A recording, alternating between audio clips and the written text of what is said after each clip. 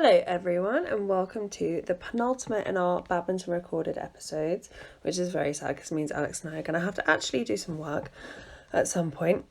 This one is with Steph Bond. Steph is a paramedic. She's one of the paramedics responsible for keeping all of the riders safe at Badminton.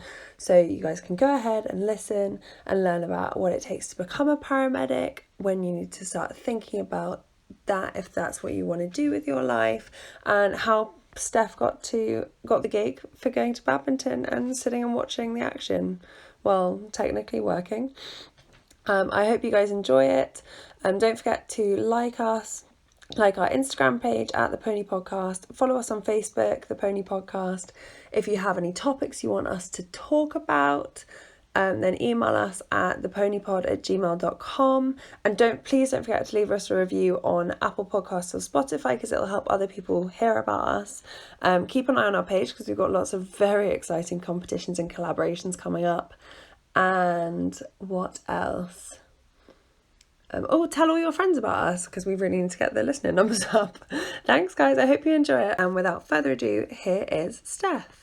Hello everyone, welcome to another episode of the Pony Podcast. We're doing another careers episode today. We are live from Badminton Horse Trials in the Medical Centre, and we are here with Steph Bond. Hello Steph. Welcome. Hi there. Hi. Welcome to the podcast. Thank you. We're here to talk a bit about you being a paramedic and being a paramedic here at Badminton, and how you got there and what everyone else can do if they want to follow that sort of career path.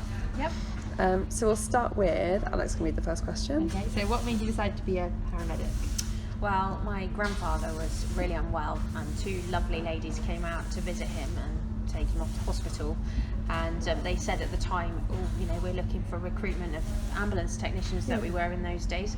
And I was like, oh, well, having been in horses to the age of almost 30, I thought I need to get a proper job with something that pays a mortgage, and as much as I love the horses, it wasn't paying the mortgage. So had a little bit of a retrack, and the beauty of being a paramedic is basically once you get in your ambulance with your crewmate, you are in charge of your own destiny, and you can make decisions for patients and people, and it's great to help someone and put back, because we do see some really sad, poorly patients, and to just go home every night and know that you've done your best and taken them to the right hospital, or signposted them to the right person to help them, it's quite inspirational. It's a real sort of ground leveler, really. So what is your background with horses? So I've ridden since the age of 4, my first lesson, and I rode every weekend in riding school. And when my dad always promised me at 7 years of age I could have my own pony. They all thought I'd forget that. And when I got to 7 years of age, I remember crying on my birthday because I thought I was going to get a pony. And I cried, and Mum says, "What's the matter?" And I went, "Where's my pony?" And so we had a family that were into farming, and they had a pony. So Dad promised me I could have the pony for the summer holidays, and as long as I looked after him all by myself. And he was, to me, I was only probably about 3'6" then, and he was 14'2", so he was big. Massive For me. And but he was the gentlest horse ever. He was called Charlie the chestnut cob, and he looked after me all summer. He'd put his head down so I could put his bridle on, and he was such a good boy. And Dad's like, well, she's. And that's it. He said to my mum, it was unfortunate, she's really managed to look after the horse. So he said, we better do something about it. So they bought me my own pony when I was about 8. So called Nimrod, and he was just amazing. Oh, yeah, cool. it was great. So what did your training involve to become a paramedic? In the old days we used to do technician. So you kind of assisted the paramedic. We have emergency care assistants which do that now. And you kind of did probably 2 or 3 years on the road as a technician, and if you still enjoyed it, you do exams to go on to do your paramedic course.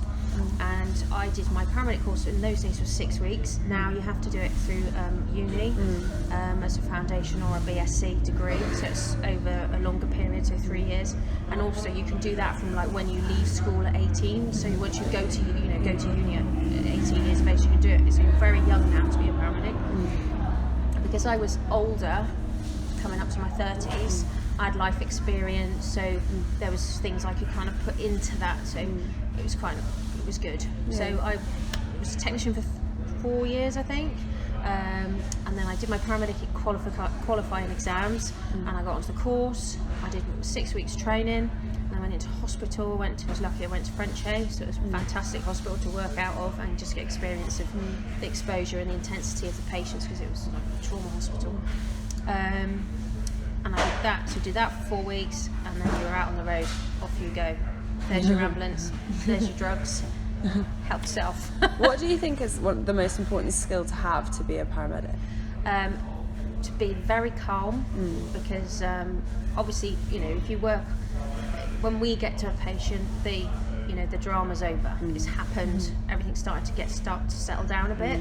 So it's being able, and there's always someone that wants you to take charge almost, or just listen to what's happened, and it's just being able to listen, take in what they're saying to you, so actively listen, and then deliver a plan, and to be able to kind of like put forward what you want, where you want to go from there, whether it's to go to hospital, whether it's to refer to GP or take to the stroke unit or wherever, we can make that plan now, which is good.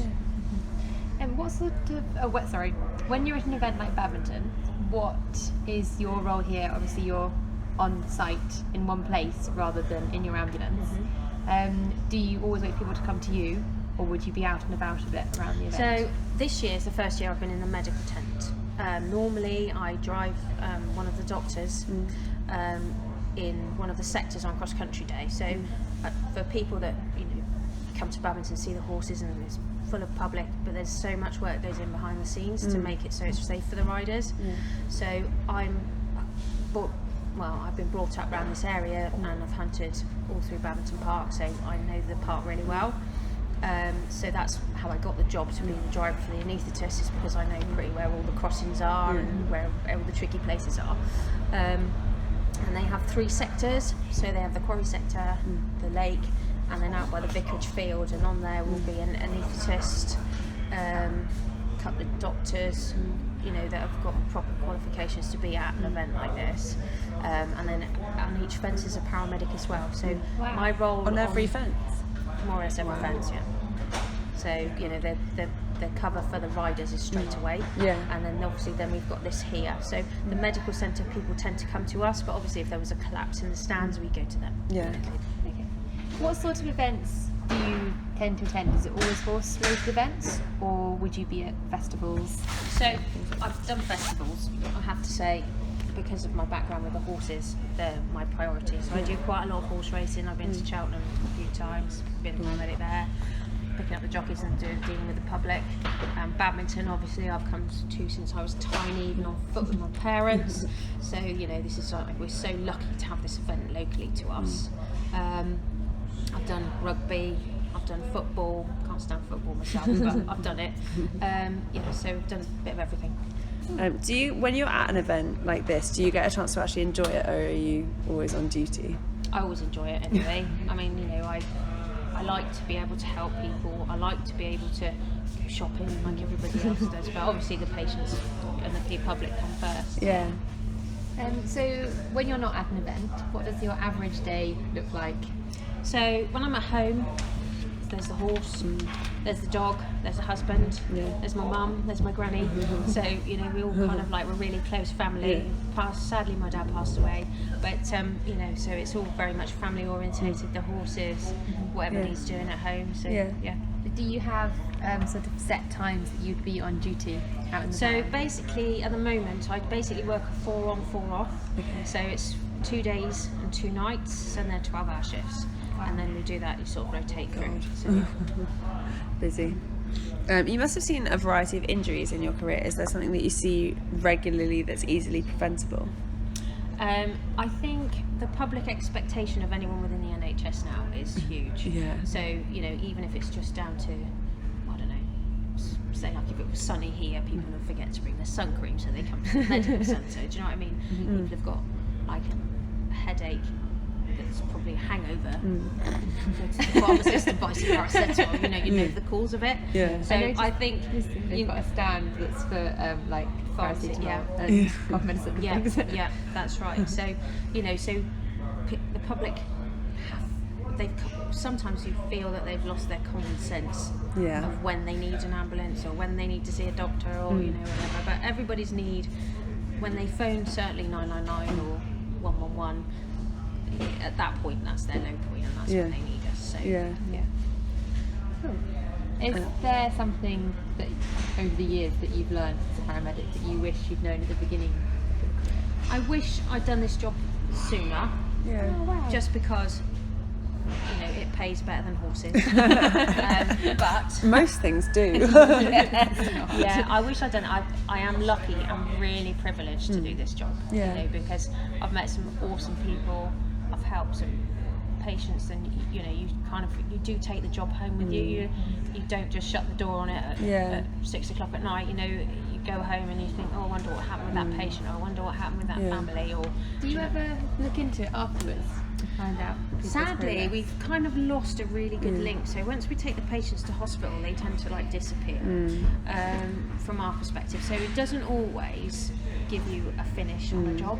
Like if you go to a big RTC and the patient's trapped and they've had the doctor come out on the aircraft and it's got quite Gucci, they go to hospital and that's the last thing that you hear of them. You know what I mean? So you don't actually get an end, which sometimes would be quite nice. Did they live or did they die? Yeah. How did they recover? That sort of thing. So Have you found that that not knowing mentally taxing on your yeah, but my horse knows everything. We have no secrets. Oh. So yeah, he's there with the tissues. He just looks at me and says, "Mum, for goodness." That's something that my horse gives me a lot. And the dog as well. I talk to the dog a lot. Yeah. So what's one piece of kit that you couldn't live without? My mobile phone. Absolutely, I could not live without my mobile. There's a lot of people who would agree with you, as I just tried to save mine. Perfect.